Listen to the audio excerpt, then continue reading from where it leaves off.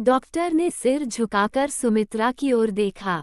वह अभी भी जमीन पर पड़ी हुई थी, उसकी आंखों में दर्द और कमजोरी थी। सुमित्रा का चेहरा पीला पड़ चुका था और उसकी सांसें बहुत तेज चल रही थीं।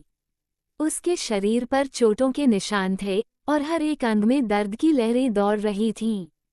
डॉक्टर ने सुमित्रा की स्थिति देखकर चिंतित होते हुए कहा, नेहा जी, यह महिला बहुत कमजोर हो गई है। उसके शरीर पर चोटों के निशान साफ दिख रहे हैं और उसकी हालत अब गंभीर हो गई है।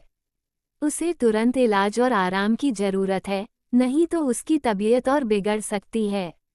नेहा ने डॉक्टर की बातों को अनसुना करते हुए कहा, क्या फर्क पड़ता है?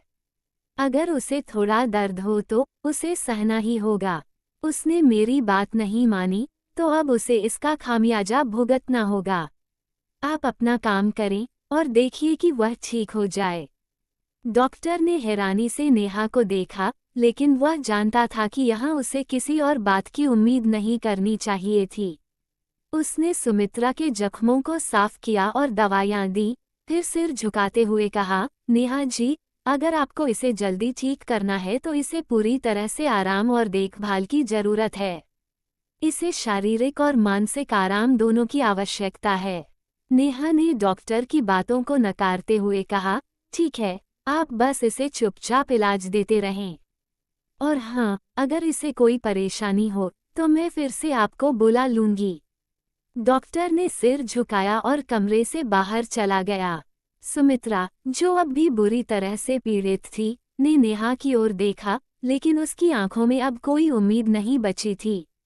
वह चुपचाप दर्द सहती रही, क्योंकि वह जानती थी कि इस घर में उसकी कोई आवाज नहीं सुनी जाएगी। नेहा ने कुर्सी पर बैठते हुए सुमित्रा की ओर देखा और अपने चेहरे पर एक बुरी मुस्कान के साथ कहा, कल जब मेरी माँ घर आएंगी तो तुम्हें उनके सामने अपना सम्मान दिखाना होगा।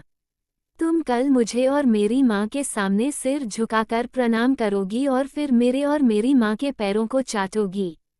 यही तुम्हारा कर्तव्य है, यही तुम्हारा सम्मान होगा। सुमित्रा की आंखों में डर और मजबूरी थी।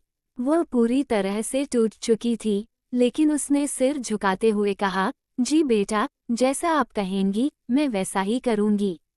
नेहा ने गहरी सांस ली और फिर से सुमित्रा को घूरते हुए कहा, कल मेरी माँ के सामने तुम्हें ये सब बिना किसी झिझक के करना होगा। अगर तुमने कोई भी गलती की तो तुम्हारा और बुरा हाल होगा।